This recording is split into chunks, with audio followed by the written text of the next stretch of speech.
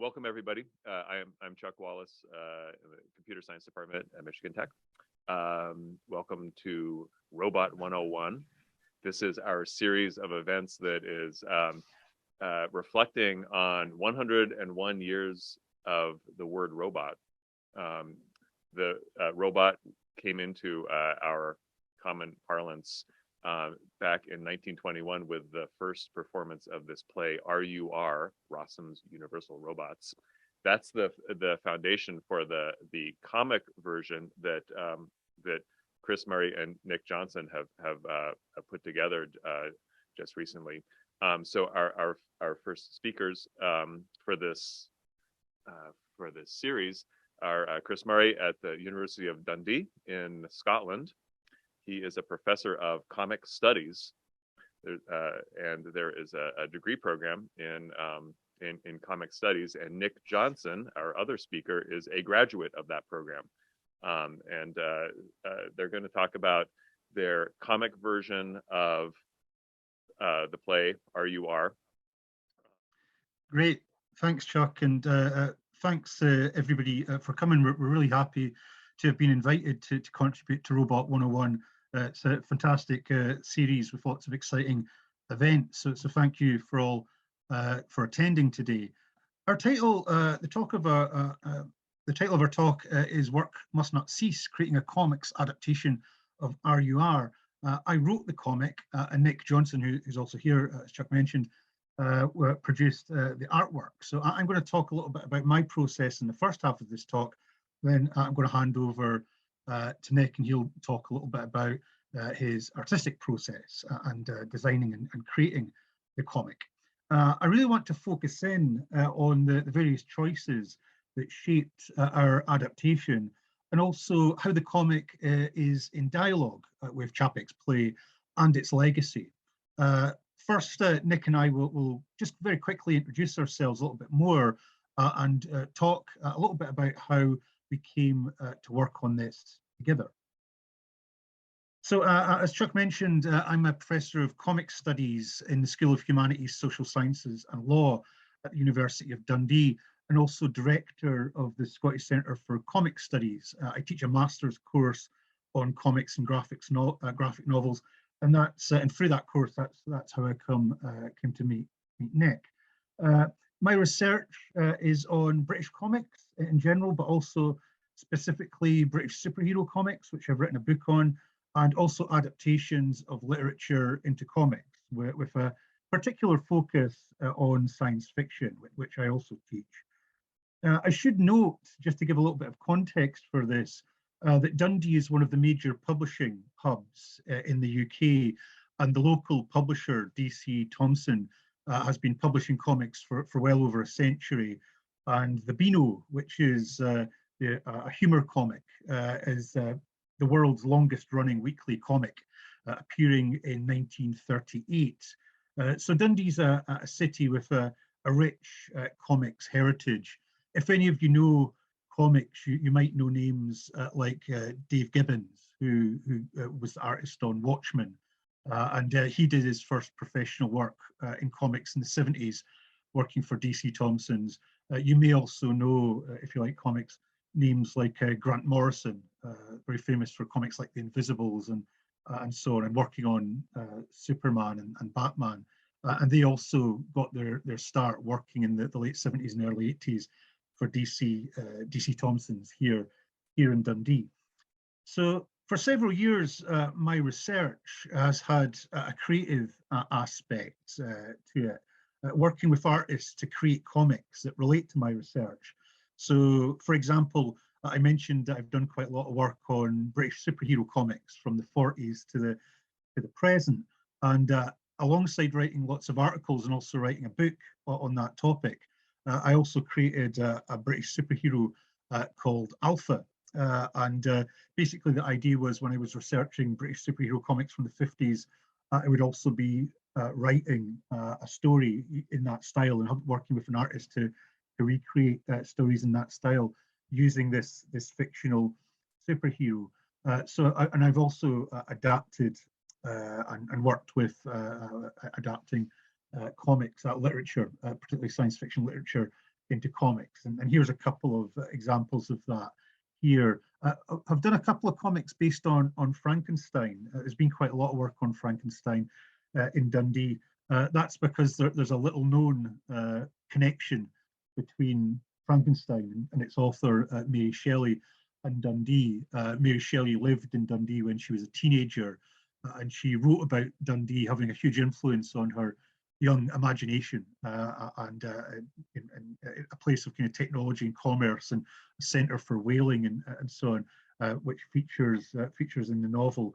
So she's talked about Dundee in a preface to an edition of the novel. So obviously Frankenstein being such a famous and influential novel, we try to make quite a lot of that, and we've used the comics as a way of disseminating that talking about that connection. But I've also done work with War of the Worlds, and we've also created comics around Robert Duncan Milne, who's a largely forgotten science fiction author who was born in Scotland but moved to California, and was hugely influential in the 1890s, but is now largely forgotten about.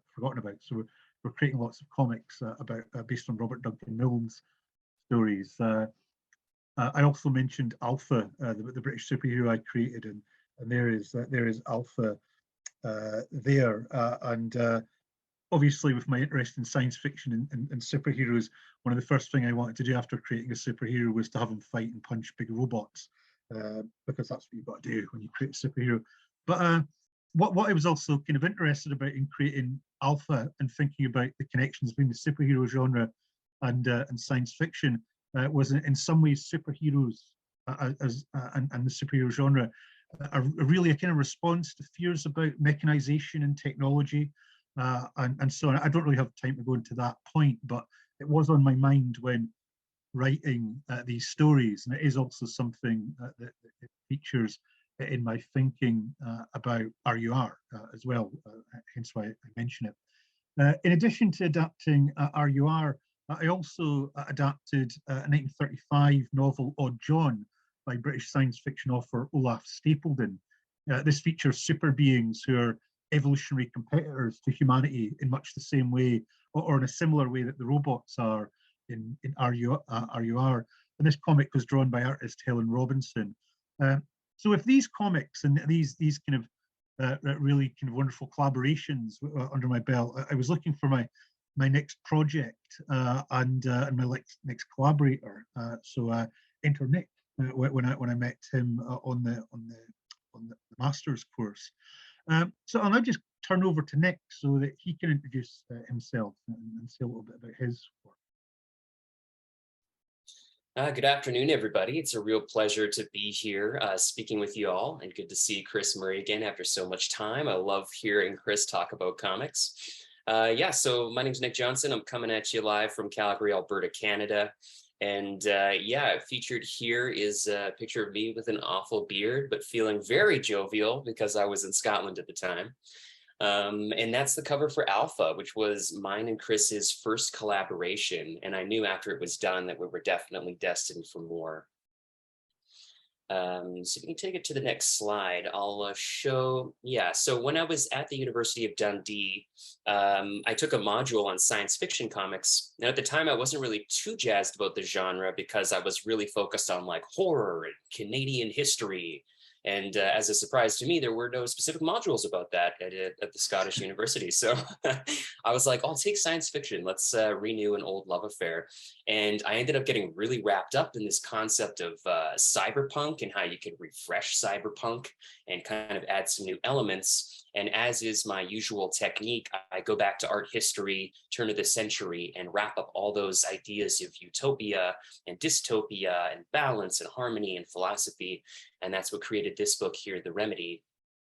And yeah, I really loved that science fiction class. And that was where I first read R.U.R, which I had no idea was 100 years old.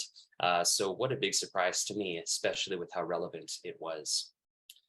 I can just go to the next slide there. So that's just a double page spread from The Remedy. And you can see in this work here, I'm already playing around with a lot of shape design, a lot of geometrics, and experimenting with the common form or the comic form in an attempt to mesh old art principles with the newer comic medium. And you're going to see some of that in R.U.R as well.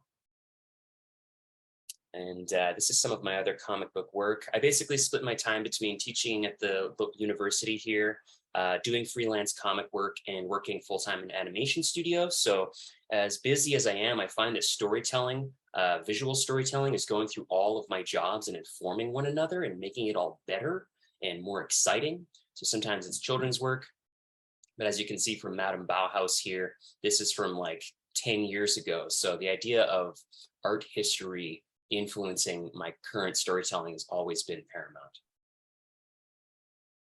Cool. Thanks, Nick. Thank you. So that brings us to R.U.R. As you'll know, Carol Chapek's R.U.R, Rossum's Universal Robots, was published in 1920, first performed in January 1921. In the play, the scientist Rossum has invented robots made from a synthetic material. They ultimately rebel and eradicate humanity. Hope that's not spoilers for anyone. You know, it's over 100 years old, and you've come here specifically to talk about it, so you probably know what happens in the play. But the story sees Helena, a representative of the League of Humanity, a group who seek freedom for the robots, visiting the factory that produces the robots and meeting the managers and chief scientists. She's appalled by their attitude towards the robots, which they see as mere tools, and she enters into a whirlwind romance with the factory's general manager, Harry Domin. A decade passes and new experimental robots are produced, but humanity is in decline, and the war with the robots leads to the extermination of the human race. Chapek's play was successful in the 1920s and 30s and was first performed in the Czech Republic and was soon translated into several languages, performed in London, New York, Chicago, Los Angeles, and as Chuck mentioned already, popularized the modern use of the word robot, adapting the Czech word robota, meaning labor or forced laborer, a usage suggested to Čapek by his brother Joseph. So the play was critically acclaimed as a masterpiece of dystopian science fiction and is proven to be hugely influential. However, it's not a text that has seen many direct adaptations into other mediums. The play was appealing to me as a text to adapt for a number of reasons. One of them is, as Nick alludes to, I was teaching it, so it was kind of on my mind as part of delivering that science fiction comics class. But it's also one of those texts that, going back a little bit, I'd heard about for many years, and was it's one of those texts that you tend to be aware of, but rather than perhaps read. And so it's a text that had kind of been in my consciousness, and I'd known of its influence, and I'd heard about it. If you read histories of science fiction, you always hear about R.U.R. But also the fact, one of the draws was it's a play, which isn't a usual medium for science fiction. So in some ways, the play was a curiosity. It's hugely influential. It's in this format that's relatively unusual for science fiction, and it also hasn't been adapted directly very often. And never having seen it performed as well, I didn't have much of a visual sense of the play beyond some of the photographs of some of the earlier performances. So when I finally got around to reading the play several years ago, I was struck by how visual it was, and also, as Nick mentioned, how its themes and ideas continued to really resonate and resonate with other science fiction stories. It's influenced many other science fiction stories, but also just how relevant it seemed to contemporary circumstances. I mentioned Odd John, which I also adapted. It was the adaptation I produced before this, and I think I had a similar relationship with Odd John in that it was a hugely influential sci-fi story, but it also somehow avoided adaptation, and it was another story that people tended to hear more about than perhaps read. And so that was part of the draw in adapting these works into comics. So yeah, just if you're wondering, that's me as a cyborg contemplating how I'm going to adapt R.U.R into a comic.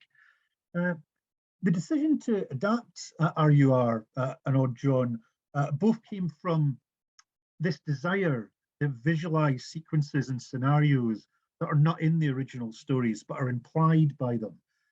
It's, you know, in some ways that's a similar impulse to the one that drives people to create fanzines or fan fictions or to engage in any kind of adaptation, wanting to respond to a fictional world and to fill in the gaps and the spaces that those texts leave. So as someone who's involved in adaptation, I'm always thinking about how to change and adapt and fill in bits and give different spins on what's happening in the text. So, you know, we open with Rossum discovering and inventing the material, or manipulating with the material that will form the basis of the later robots. You'll notice perhaps in these early panels when Rossum is not yet inspired and not yet made his discoveries, that everyone's watching a meteor shower, and he's a little bit too self-absorbed and also absorbed by his bottle of booze to really notice the meteor shower. So there's kind of references there to things like War of the Worlds, but also the film version of Day of the Triffids and so on. And it's kind of lightly implying a potential alien origin to the protoplasm that Rossum then finds and manipulates. So it's so kind of playing around with the original text and bringing references to other stories in to give it a slightly different spin. Also, in reading the play, one of the key images that struck me was that of a dead world, and almost every human eradicated. The robots now devoid of purpose, slowly winding down. That was a kind of powerful and evocative image that emerged from the play. The play somewhat suggests that, talks about it, but doesn't directly show that. So I wanted to explore some of the in-between spaces of the story, which Nick did such a fantastic job of visualizing. Also, as someone coming to these texts and wanting to adapt them, it's always interesting as an adapter to kind of to drop in some references to the other things that you're working on. So usually when I adapt things, I make references back to other things and connect the various projects that I'm involved with in ways. So when Rossum's creating the robots, there's kind of Frankenstein imagery there, and indeed there's a kind of influence from Frankenstein in the play itself, but that's referring back in many ways to the comics that I produced on Frankenstein, and as it says there in the Life magazine cover, Rossum, the new Dr. Frankenstein. So making those connections explicit, but also referring to work that I'd done previously. Did a similar thing in the comic where the robots are really kind of supplanting humanity, but also superhumanity. So the superhero comics in this world of R.U.R. feature the super beings of the robots. You know, we've got a robot Captain America. I did something similar in Old John, that panel there with the narrator, the character, the bearded character, reading the Superman comic was a reference back to the work on British superheroes I did. We have in this my adaptation, you have the narrator being inspired to tell his story because he sees a British comic featuring Superman, which was a real comic in 1939, and that inspires them to tell the story of Odd John. That's not in the novel. That's something that, of course, I've kind of invented and interwoven.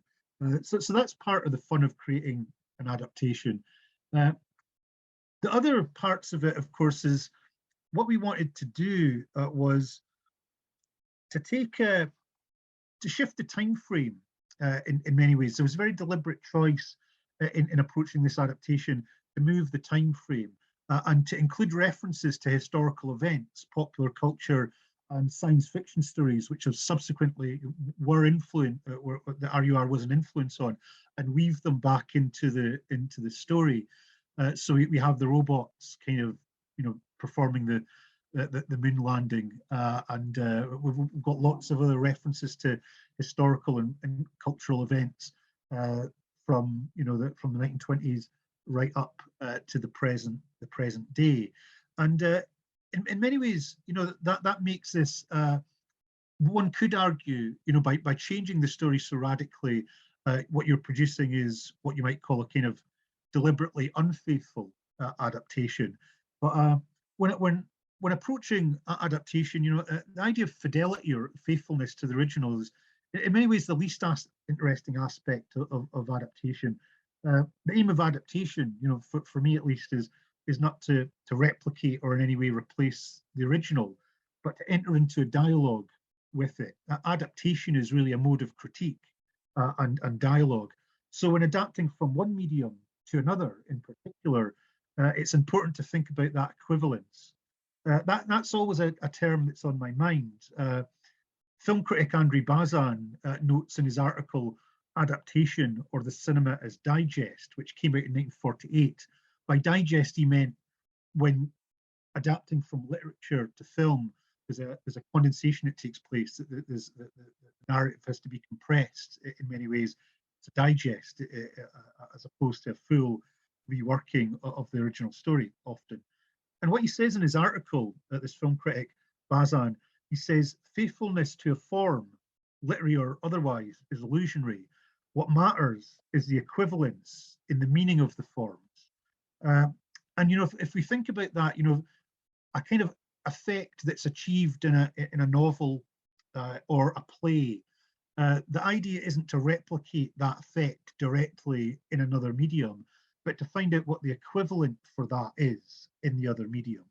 So that's one of the things that I'm thinking about all the time as an adapter, and also trying to bring a critical focus and a research perspective into the adaptation that I'm doing. So that's on my mind when making these choices about altering the text, because really it's about creating the adaptation as a kind of site of dialogue and critique and a conversation back with the original, and in this case with the various texts that have been influenced by R.U.R. That freedom and messing around with it with a timeline allowed us to drop in lots of references to other texts, comics, films, and other things that feature robots or have an apocalyptic theme. There's references to films like The Terminator. There's references to Planet of the Apes. We've even snuck in reference to Alfred Hitchcock's North by Northwest, which isn't directly about robots or apocalypse, but there's something going on in that film which I think is quite relevant and interesting. But also comics such as Jack Kirby's Kamandi, The Last Boy on Earth, which itself makes reference to Planet of the Apes with the Statue of Liberty there, and also Watchmen by Alan Moore and Dave Gibbons. That first image there, the overhead shot looking down on Harry and Helena is a kind of direct reference to pretty much the last panel in issue 1 of Watchmen, and the photographs, the Polaroids telling part of the story and showing the transition of time is also directly relevant to Watchmen and Dr. Manhattan and his perception of time. In some ways, Dr. Manhattan is quite robotic and mechanistic in his view and understanding of time and causation, and his humanity has been altered by his transformation. And that was a connection back to Odd John. So all these things were interwoven in the fabric of the various things that we want to interweave into the story.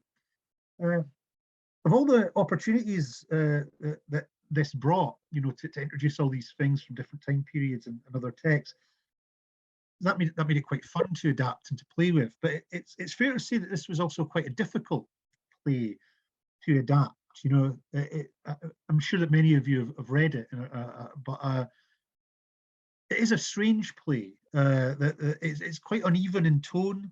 There's considerable jumps in time, and one of the things that was particularly, interesting from the point of an adaptation is the love affair between Helena and Harry. Is not very convincing. Essentially what happens is single woman Helena turns up, and all the men, the scientists and the manager of the factory, basically have a long conversation about, well, who's going to marry her, because that's inevitable that somebody's got to marry her, and that's satirical from Čapek's point of view. In many ways, what Čapek is saying is that the society conditions us with gender roles and attitudes towards things like marriage and so on, and there's all the kind of associations with traditional views of marriage about kind of property and ownership and patriarchy and control and so on. And so what Čapek in the play is saying, that as much as we view the robots as being things that are programmed to operate in certain ways, we have cultural, social, sexual, gender programming that we're all, in some ways either unaware of or don't question or query or are trapped by. So it's serving a satirical purpose in the play. It's part of an important part of the play. But I thought in creating an adaptation for modern readers that would kind of be kind of alienating in some ways. That relationship seems between Helena and Harry seems quite off and a little bit off-putting. It was hard to kind of fully capture that in an adaptation which was going to move the time frame on a bit. We take their relationship onto later decades, and that wouldn't work quite as well. So that was one of the things we certainly wanted to change. It was also the case that I envisaged Helena as quite a different character in this. So the model for her was more like Lois Lane, who was herself kind of modelled off of characters who appeared in slapstick comedies of the screwball comedies of the late 1930s and 40s. Kind of tough, independent career women. That in itself is a kind of stereotype which is based in a certain time and place, because the Lois Lane characters and the characters that appear in those kind of movies, those screwball comedies, those tough, independent women, act like that because they are trying to enter into careers in what is seen as traditionally a man's world, the world of journalism and commerce and business and so on. So still, there's still a sense in which her character is trapped within certain expectations, and as is Harry, that emerge from their time and place and their culture and society in the same way that the robots are. But we want to move that on a little bit as we move the time frame of the play on somewhat. Also, if you see the comic, you might see that the characters of Harry Domin is modelled on Basil Rathbone, who played the character in a production of R.U.R. at St Martin's Theatre London, which opened in 1923. Dr. Gall was modelled on scientist James Andrew Harris. Dr. Alquist, we wanted to look a little bit like Max von Sydow, particularly channeling some of that actor's somewhat disconnected qualities. So yeah, so there's lots of references in there, and the whirlwind romance that Harry enters into with Helena, as we say, changes quite a bit.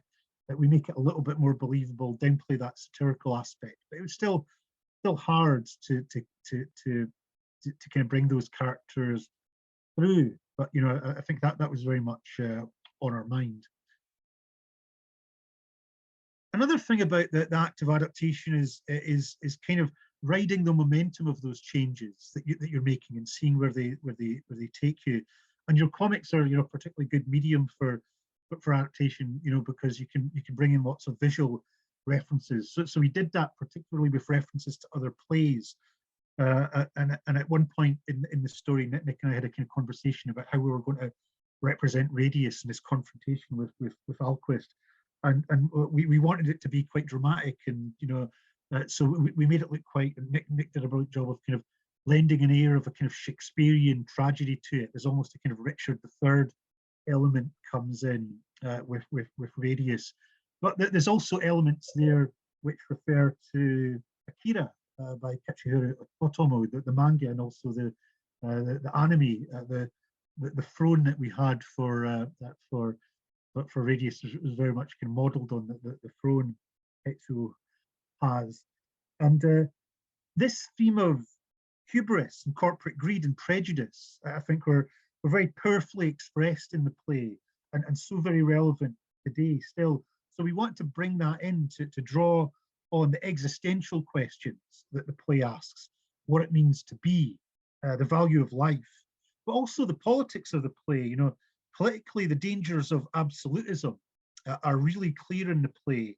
The way in which the robots mirror the behavior of their oppressors really is the key point of the play. And it's deeply insightful about how power works. That's one of the things I also kind of tied into some previous work that I'd done on the politics of the superhero. I'd written an article about superheroes and Isaiah Berlin's ideas of negative and positive liberty. The risk of all revolutions, Berlin says, is that the ideology that drives revolutions can be quite absolutist, and the aims of the movement, no matter how noble, can be used to justify any act of violence, even genocide. If you think you've got politically, economically, ideologically the answer that is going to change the world for the better, that can justify one murder, 2 million. If you're making the world a better place for all history, that's the kind of danger that exists at all revolutions, the absolutism. And Isaiah Berlin, who kind of witnessed as a child the Russian Revolution and led the Russian Revolution, was concerned with those kind of ideas all his life. You know, positive liberty is the idea that you want freedom to act politically, culturally, or whatever, to do something to change the world. Negative liberty is you just want freedom from oppression, and you don't particularly want to do anything with it. And the tension between positive and negative liberty is such a driving force in the play. And the robots, for all their kind of mechanistic and kind of somewhat alien nature, are nothing but deeply human in how they respond to their newfound power. And in some ways quite immature, with that power. They've got new freedoms, but how do they exercise it in an all too very human way? Ultimately, is what the story tells us. So the robots in many ways are mirrors for us. So yeah, the ending of the play that we offer is very different from the source material. The suggestion of a new beginning is very much in the play, but significantly expanded by our comic. And the gesture in the last panel is deliberately ambiguous. I think Nick did a really good job of capturing this. We've got the child who's that's not in the play. This is our invention, but it discovers some long lost. This family unit discover some long lost humans, and perhaps the last surviving humans. And the look on the child's face at the end as it gestures towards this, what is it thinking? Is it delighted by the possibility of human companions, or are these playthings for it to destroy? Who knows? But we end on that ambiguous note. And the references there that we want to capture in that last page were to David Friedrich's very famous Wanderer Above a Sea of Fog, that painting from 1818, but also the ending of Masamune Shiro's Ghost in the Shell, the comic, which I think is also directly referencing Friedrich's Wanderer Above a Sea of Fog. And we also, in that last panel, I think, have references to Steven Spielberg's AI. So as Nick worked on the comic, I was really thrilled to see the pages emerge, particularly in terms of the style, the retro feel of it. And Nick's going to talk a lot about the style, so I won't say too much about that. But one of the reasons I was really kind of keen to collaborate with Nick on this, and I knew through the course I'd seen his capabilities and what he could do, is I was really interested in the style of his work and what he brought to the work. And I thought the big challenge with this comic was going to be finding an equivalent, as I mentioned earlier, as Bazan talks about, to the oddness of the play's tone. And I think the tension between the very serious themes of the play and its odd, slightly off-kilter tone is what makes the play work. That tension is really evident in the text. And having visuals which could on one hand be kind of very violent, but also using this, in some ways, I hasten to call it cartoony style, but the style that Nick has embodies visually that kind of tension between the themes and the way the story is presented. So I thought that was an interesting way to represent the equivalence of the odd tone of the story, but by creating this tension between the artwork and the themes. Those are the main things I wanted to talk about, and I'm going to hand over to Nick at this point, who's going to talk about his creative process in bringing this together. Yeah. Thank you so much, Chris. So this is the art of R.U.R. And Chris did an amazing job of talking about some of the thoughts that went into this as we went through. And I'm really big on researching design history and letting that influence my art, because sometimes I'm like, where do I start? How does this book look? How does it feel? go back to the past, see how people dealt with these themes, and let that influence your work and guide you. And I truly did for that. So the 3 principles of constructivism, tectonics is a pretty esoteric kind of vibe. So the thing it kind of left me with was, what is my ideology to fuse into this comic? Texture was really big for them, the nature of materials. So what that left me with was, what texture should this comic have? Should it be slick and polished, or should it have a tactility to it? And construction, so creative process and the search for laws of visual organization. So I very much love a very designed comic book, very shape-based, about composition and balance. And so this idea of visual organization really jived with me. So I let it influence everything I did from that moment forward, even down to like how I use perspective. So I didn't use two-point perspective or any of that fancy stuff. I used isometric triangles instead, which you can really see in the factory scene that I will show later. And also really focusing on balance, space, and form, asymmetric balance being one of my favorites. As I was reading the summaries of the original play, I happened upon the word demonic energy that one of the reviewers had used, and I really let that influence how I was going to present this world. So as Chris was saying, my work is very stylized, often referred to as cartoony, and it allows me to express and exaggerate with the human form and create kind of shocking violence that is kind of easier to digest. So you can see it, you can be a part of it, you can acknowledge the horror of it, but still be on that ride without completely disconnecting. So demonic energy, that was my intention. So looking back in the 1920s, at the Joseph and Karl Čapek's Contemporaries in Art and Constructivism, there was this incredible pamphlet I found that discussed art and design and philosophy. And as you can see, it was a huge influence on how I was going to deal with the cover of the book. So I didn't use actual collage for this, but I did create a montage and grab some drawings from the interior of the book, repurposed them, put a bunch of shapes together, had a lot of overlap, and stuck to a very simple color scheme so I could evoke that feeling of collage and balance without actually having to tear up a lot of paper, which would have been time-consuming and messy. So here are a few constructivist pieces that really resonated with me, and you can see their influence throughout the book, even with regards to how the introduction is laid out.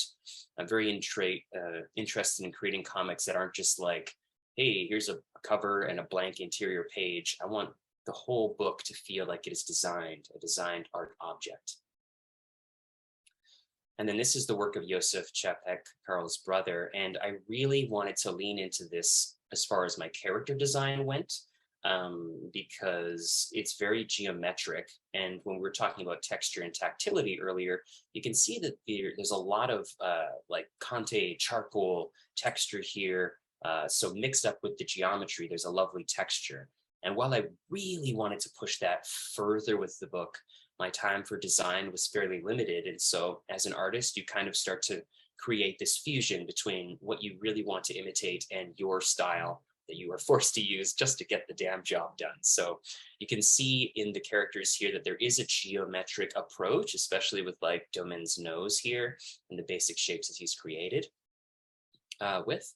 And the brush that I used to ink this is a digital brush, but it's one that has some texture to it. So you do feel like there's a bit of the artist's hand in there. So one of the fun parts about doing the book was including all of these subtle or not so subtle Easter eggs to the constructivist movement. And so you see artwork throughout the book that is on the walls that reference this, just as fun little things. I also found these really beautiful Russian dolls and Czech dolls that were very geometric, and I started to draw them as influence. And also you can see little drawings of squares on the page that are just these really simple geometric paintings that influenced how I would set up some of the more complicated double page spreads.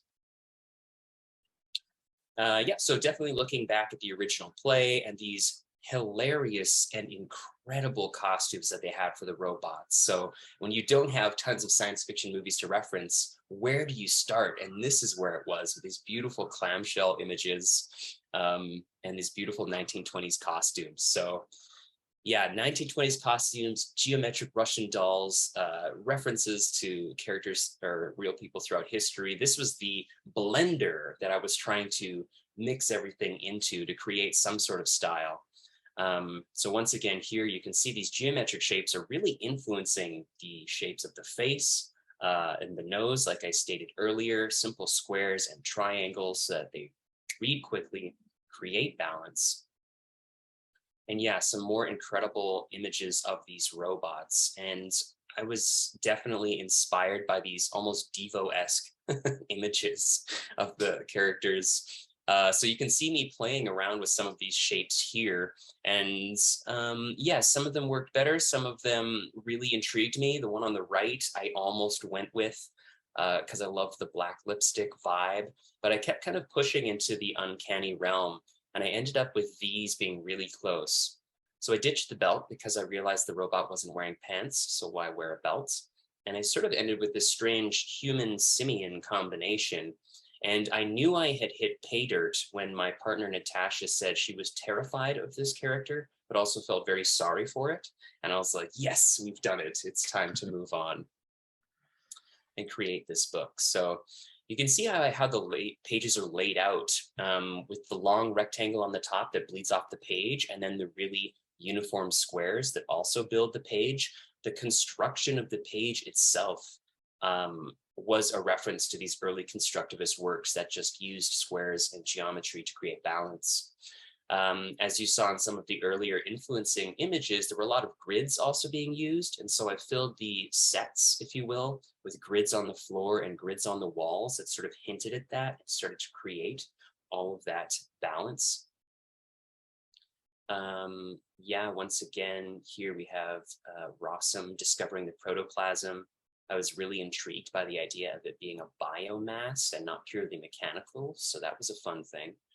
But you can see in the sand, there's a texture of a spatter brush here. And that was my way of harkening back to this texture that was talked about in the original. And it was a lot of work to kind of add this, which is kind of a subliminal thing, but it really did add a unique element to the book. And then, of course, we have an image of Radius there on the throne. This is a scene that kind of I ended up doing last in the book because we had a bit of a, we had to reformat some of the book. And so I was kind of dreading doing this scene because I thought my work was almost done. And then when I had it and I read it, I was like, oh my God, it's so simple and so beautiful and expressive. And I just had a ball creating these really stark, composed scenes full of performance. So this is one of the double page spreads that's kind of like the money shot of the book, and it's the robot revolution and human extermination. And as you can see just from this rough layout, there's these really solid rectangles going across the page, which are a direct reference to a constructivist piece I found and subsequently lost, or else I would show it. And it was the guiding light for this page, which has so much. And I'm like, where the hell do I start with this? But that gave me something to start with. And so I used the overlapping elements and collage elements to influence some of the bits of this page. And I blew this piece of art up as big as I could, and I put it on my table at conventions, and it draws people in like moths to the flame. And sometimes it's children who are just like fascinated and horrified by what they're seeing. So I'm like, all right, well done doing this. And you can see all of these constructivist elements coming through, even El Lissitzky's famous circle with the triangle square or triangle piercing it. And this is the famous stamping mill scene. I don't know why I said famous. I say famous because it was like one of the hardest things I've ever had to do. But it has the isometric grid behind it. And once again, start as simple as you can, create shapes that are pleasing to the eye, create a beautifully balanced asymmetric composition. And if it works small, and this drawing was very small, it'll work big.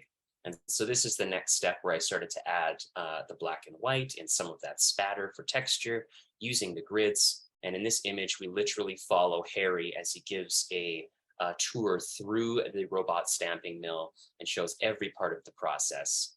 So that was a real thrill and challenge to work on, but I'm exceedingly pleased with how it worked out. And yeah, the thing that kind of surprised me, like, because the book, the play does have a kind of distance to it because perhaps of its age and the way it kind of treats a robot revolution. It deals with, you know, human extinction, but it doesn't always have a lot of emotion on the forefront. But as I was working on a few of these panels, I was really pushing that performance I'm thinking about this character who is disconnected through a lot of the play, but in this moment of reflection, says, "Mercy, Radius, you must learn mercy, no more murder," and just a hint of tears in his eyes. And we can see that Radius himself is starting to feel the weight and the burden of leadership. So the emotion started to reveal itself in this story, which I found really thrilling, because really that's how you connect. So yeah, that's me skating through quickly. I hope it wasn't too much of a barrage, but it should give us a good amount of time to do some Q&A after.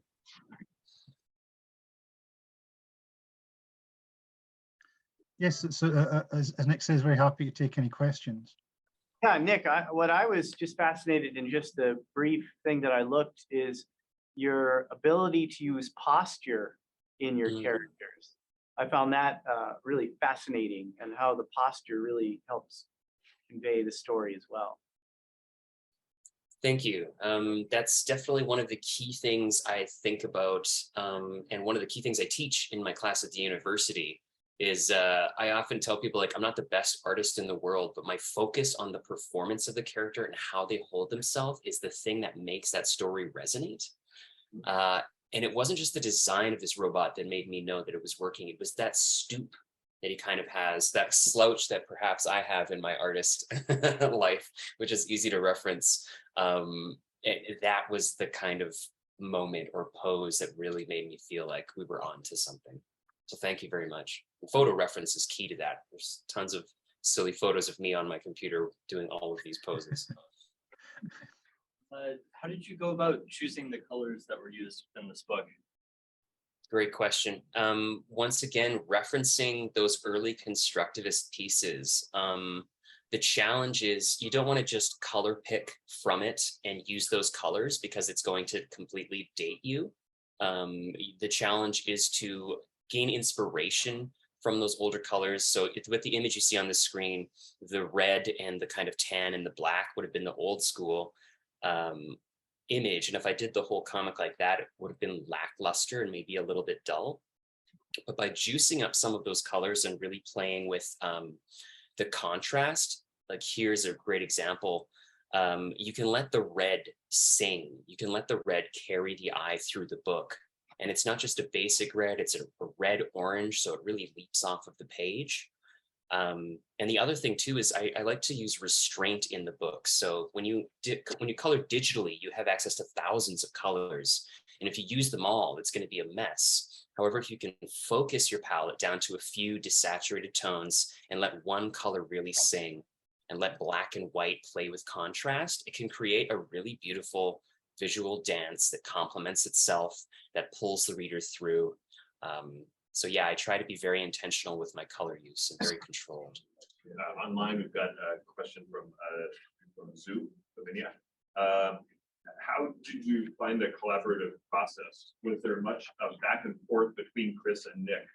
How much freedom did Nick have with illustrating the script? Yeah, I mean, the process of collaboration is really the kind of an enormous joy for me. It's always good when you're writing a comic if you have a sense of who you're going to work with on it, because you can kind of think a little bit in terms of like strengths and so on. Nick has incredible strengths as an artist and can draw just about anything. So I knew I could go wild a little bit with this. When we were one of the things I do after the stage, one of the things I used to do when I was first starting out doing scripts is I draw a little bit, but I didn't really keep it up, you know, and so I used to draw thumbnails about how I wanted the pages to look and give that to artists. But I started to realize that was more about me my kind of insecurity when I was first starting out writing comic scripts, trying to figure out what I was doing, trying to figure out some of the storytelling beats. And I think as the more comics I've done, and the better I've got at writing scripts and describing what I want, it's also, I don't burden artists with, here's my thumbnails. I know that what they're going to come up with is a lot better than anything I could visualize. And I certainly knew that was going to be the case with Nick. Part of the process is I put together a PowerPoint full of visual references. There's lots of references in here to particular things, like the actors we wanted some of the characters to look like, some visual references to things. But that was very kind of light touch in a way. And really I knew that what Nick was going to come up with would exceed anything I could describe. And those double page spreads that Nick showed, like the factory, but also the uprising, you could imagine my delight. You know, I get to write something like the robots take over the world, and then Nick produces something like this. It was wonderful to see this coming through. So Nick, I don't know if you want to say something about the horrors of working with me. Well, there is a certain freedom to it. Like, I massively appreciated when you send me that PowerPoint document with all the reference, because typically writers kind of leave the research to the artist, and I don't think people understand how much work that part of the process is. So that was very much appreciated, very inspiring. And I sometimes an artist will basically have the attitude of like, all right, send me a script and you won't hear from me in 6 months to a year, and what you see is what you get.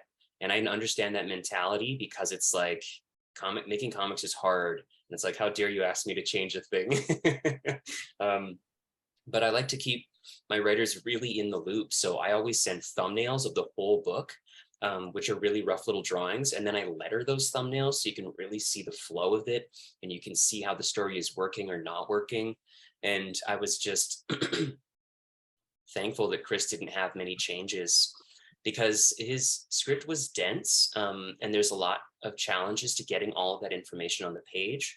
And he had plenty of really great Easter eggs that I didn't even have room for. So, you know, like as an artist, it's hard to look at a piece and see how good it is. You see what was supposed to be in there. So yeah, that's always difficult. So I'm just pleased that Chris was happy with what came out of it. And yeah, like I never would have done this if he hadn't approached me to do it. And it was such a pleasure to work on, and I'm so proud of it. So yay for collaboration. When you were brainstorming the design of the comic, how much did you storyboard ahead of time, use references, and test pages? The design phase was shorter than I would have hoped. So I probably spent a week doing some of these early drawings you see here. Challenging myself to see how simple I could get, how geometric, researching all of this here. Maybe it was a couple weeks of research, a week of testing, but really it was like, whoa, with the deadline, you got to hit the ground running. So I'm a big planner. So once you can see how much craziness is going on in all of these pages. So once I started drawing, I drew everything on pages about this big, and I refer to these as thumbnails, because each panel isn't too much bigger than my thumbnail, and I just sketch them with a tiny little pencil. And it can be challenging to work that small, but the good thing is if your shapes are working that small and you can understand the flow of the page, when you blow that up and add detail, you know it's going to work. So the older I get, the more experience I get, the more time and energy goes into making sure those tiny little drawings work. And I really think it's my saving grace, because while the drawings are simple, they read quickly. So I really appreciate all the references that you put in here and the social commentary. I'm wondering if you can comment on the use of the medium, though, as a possibility for communicating science. Yeah, this is something I'm very interested in. I've done quite a lot of work over the last 5 or 6 years on public information comics. So we create quite a lot of healthcare comics. We create quite a lot of comics working with charities to communicate messages. But one of the other things that we do is we work with, I've done work with the Leverhulme Research Centre for Forensic Science. So I've been creating comics about forensic gait analysis, forensic DNA analysis, and so on, which are quite difficult, complex topics. But the visual representation of those through comics, I think, is quite effective. And there's a long history of creating comics for educational, instructional purposes, and indeed science communication purposes. There was comics being created for those purposes in the 1930s and 40s, but particularly in the 50s. There's a huge drive in the post-war period, much of it driven by big companies like General Electric. They did a whole series of comics on discovering the atom, the history of electricity, things like that. It was, and millions of these comics were produced and distributed to schools and so on by these private companies, trying to educate young people and get them into careers in science and engineering. And I think one of the things that's really important about comics, or one of the utilities of comics in this regard, is that the medium of comics is one which really kind of immerses the reader. There's some comics theory around this about the medium is quite economical in many ways, and it requires the reader to actively use their imagination to kind of figure out the storytelling. So you feel quite immersed in the process of meaning making within comics. So it's quite an effective medium for engaging. But it's also, because of its combination of textual and visual registers, it allows you to communicate information in a very clear way. I think there's been surveys by government bodies, and I think the CIA has done some work on this about what are some of the most effective ways to communicate information, and combinations of word and image and sequence, essentially, in comics are often come out on top as some of the ways to really embed a deep understanding of quite complex things in a relatively simple way. So that's one of the things that is very much on my mind about the educational potential of comics.